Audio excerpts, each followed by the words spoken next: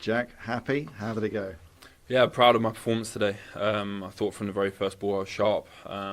It's not easy to come back for the first match and play as I did, and I'm really proud of that performance. So hopefully something to build off and just keep on taking each day as it comes. Nice collection of winners. Yeah. Those sort of moments, the sort of things you've missed? Definitely. You can't replicate that in practice. Hearing the noise of the crowd and just when I compete, I feel like it's such an adrenaline buzz, and that's something I enjoy every time I compete. So so happy to be back. Is it a relief as well? Yeah, it is. It's been a long time since I'm able to play 100% and be back on the court and feel like I'm not doing damage to an injury or something like this. So it is a relief to be back on court, but I've earned the right to be back now, and I'm lucky I've got great people around me who have guided me and helped me through this tough period, and I look forward to staying on court and building some momentum. So just give us an idea then about the arm in particular. How does it feel right now after an hour of whacking full power serves and some great winners? Yeah. I mean, do you feel anything at all?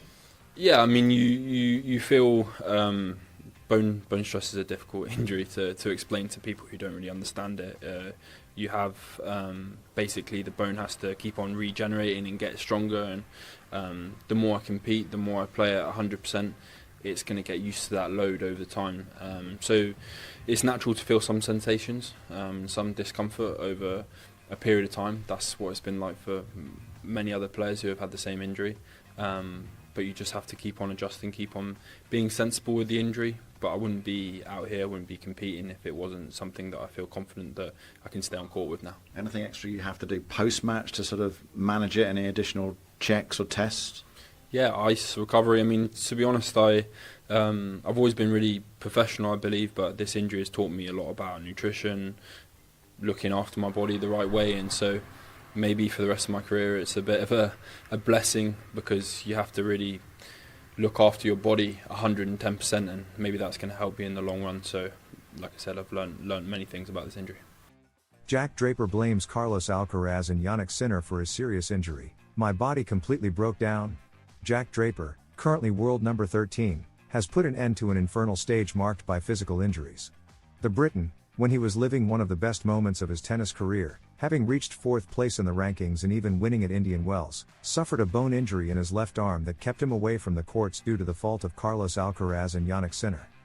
The 24-year-old player was injured during last year's Davis Cup against Norway and, from then on, entered a negative spiral in which he has barely been able to compete during the rest of 2025.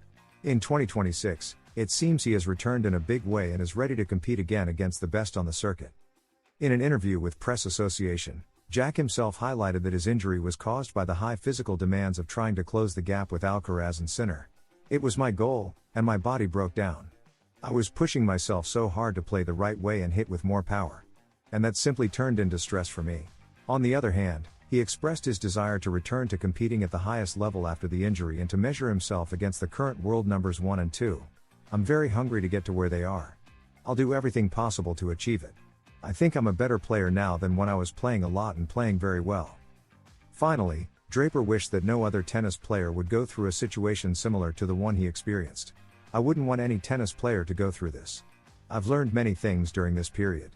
They have undoubtedly helped me move forward and become a better player. You can get there with the right mindset, and looking at this injury, I think I've achieved that." Carlos Alcaraz's unusual decision after winning the Australian Open that surprised his fans. The Spaniard caused a major stir following the departure of Juan Carlos Ferrero as his coach and continues to build his trusted team. The start of 2026 was spectacular for Carlos Alcaraz. The Spanish tennis player defeated Novak Djokovic in the final of the Australian Open and claimed the first Grand Slam of the year. In this context, in recent hours he made an unexpected decision that surprised his fans and generated buzz on social media.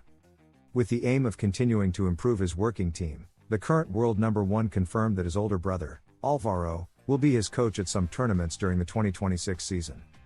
Speaking to Diario Marca, he explained the reasons for his decision. "In some events, my brother will be the only one traveling with me. It's clear that Samu Lopez will accompany me to the most important tournaments of the year and do 80% of everything I play, or more, but my brother will be alone with me at some.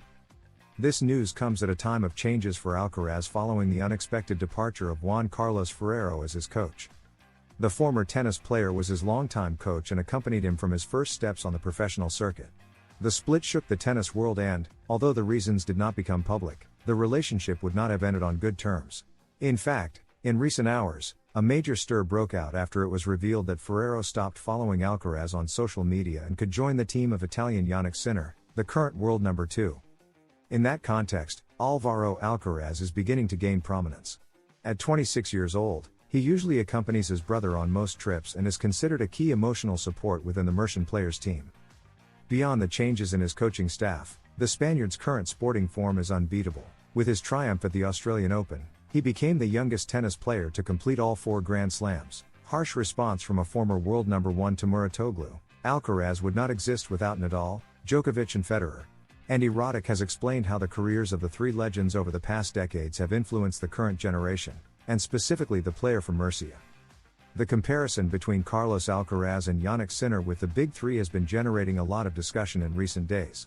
Patrick Muratoglu's comments and Rafael Nadal's subsequent reaction sparked the debate and, although both young tennis players are undoubtedly on track to build 2 historic careers in tennis, it still seems too early for the discussion to involve Novak Djokovic, Roger Federer and the Mallorcan.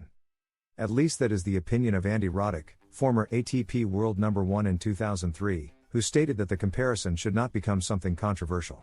The former American tennis player argued that Alcaraz would not exist without Federer, Nadal, and Djokovic, whom the Mercian player looked up to in order to become the player he is today. He watched them. He absorbed them. He literally incorporated Novak's service mechanics into his own. Every generation builds on the previous one. That is progress. That is evolution, Andy Roddick commented in the latest episode of Serve Podcast. These are the feelings of one of the greatest servers in the history of the sport.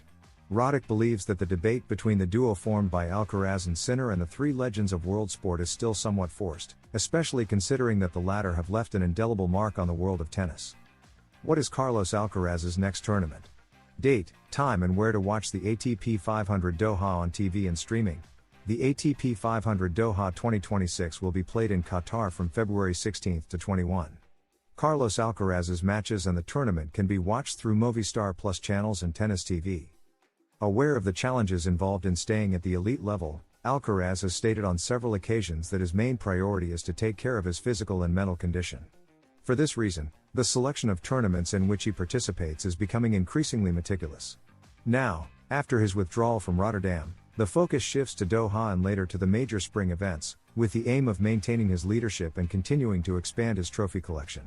The season is long and demanding, so calendar management and injury prevention are key for the player from El Palmar to remain a leading figure on the world circuit.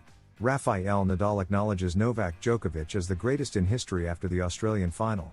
Spanish tennis player Rafael Nadal has publicly stated that Novak Djokovic is the greatest player in the history of the sport, based on the records accumulated by the Serbian over recent decades. The statement was made during a recent interview with the Spanish press, where the Mallorcan idol analyzed the careers of his main competitors and the impact of the titles won on the global ATP circuit.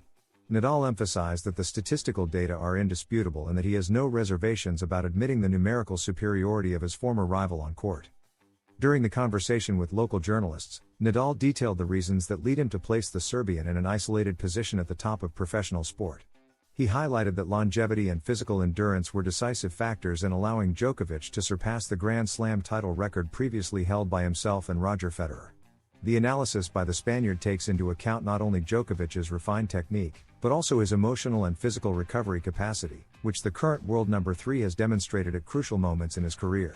Rafael Nadal explained that Novak Djokovic's body allowed for a consistency that he himself could not maintain due to the successive injuries he faced from the beginning of his professional career. The Spaniard recalled that he was absent from several important tournaments due to physical problems, while the Serbian maintained a more preserved and efficient athletic structure for prolonged high performance. According to Nadal, this physical availability is a sporting merit that must be considered when evaluating who achieved the best historical results. The ability to deal with frustration was another key point mentioned by the 14-time Roland Garros champion when describing Djokovic's behavior. Nadal observed that the Serbian can process defeats and mistakes extremely quickly, returning to compete at the highest level almost immediately after a setback.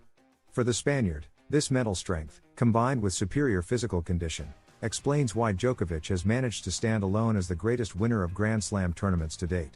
Novak Djokovic is currently pursuing his 25th title. Although the Serbian's most recent major title came in 2023, his presence in the final stages remains a constant on the circuit, even with the rise of young talents. Nadal acknowledges that the effort required to maintain this level of competitiveness at the age of 38 is a rare feat that deserves to be celebrated by sports fans worldwide. The rivalry between Nadal and Djokovic is considered one of the most intense in the history of sport, with more than 60 matches played across different surfaces. While the Spaniard dominated clay in an unprecedented way, the Serbian demonstrated a versatility that allowed him to win repeatedly on all surfaces, from the grass of Wimbledon to hard courts. This versatility is one of the pillars supporting Nadal's argument about the Serbian's supremacy over his professional peers, as he continues to challenge new generations.